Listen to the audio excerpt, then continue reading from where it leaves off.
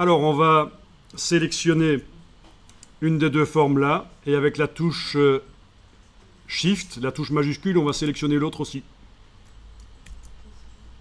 Et puis, on va appliquer la brush qui s'appelle Nouvelle Brush Goutte. Voilà. Alors, vous voyez pourquoi il y avait une autre brush qui était la copie avec à 47% au lieu de 94, je ne sais plus quoi. Parce qu'on avait jugé que c'était mieux que sur la tête, la brush soit moins grande.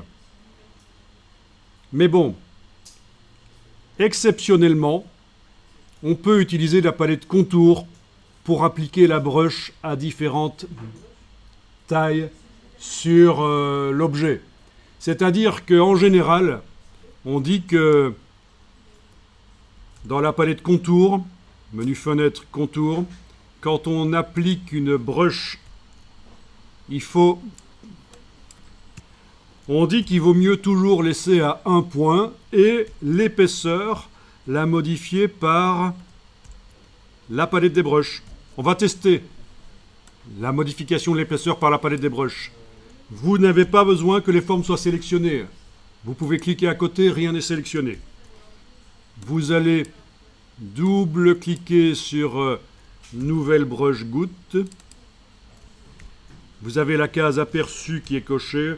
Vous allez pouvoir modifier la largeur ici. Voilà. Vous choisissez ce que vous voulez comme largeur. OK. Dès que vous cliquez sur OK, étant donné que la brush est déjà utilisée dans le document, Illustrator vous demande « Tiens, Gaillard, tu viens de modifier les paramètres de la brush. Est-ce que c'est pour les formes suivantes que tu vas faire ou est-ce que ça s'applique déjà au contour qui utilise cette brush dans l'illustration ?» Mais on va cliquer sur « Appliquer au contour ». Voilà. Et alors, exceptionnellement, on va donc CTRL-Y, activer les deux formes là, celle-là, et touche majuscule, touche Shift, celle-là aussi. Voilà. CTRL-Y. On va modifier leur épaisseur par la palette contour, ce qui est normalement quelque chose qui nous embrouille quand on travaille avec les brushes, que l'épaisseur se modifie à la fois par le réglage de la brush dans la palette des formes et par la palette contour. C'est généralement générateur de confusion. Mais bon, ici on peut passer par exemple à 0,5, donc elle sera 2 fois moins épaisse sur la tête. Et voilà, vous pouvez bien sûr régler ça un peu mieux, 0,6. Touche tabulation pour valider, c'est toujours ça, touche tabulation pour valider ce qu'on met, 0,7, touche tabulation, etc.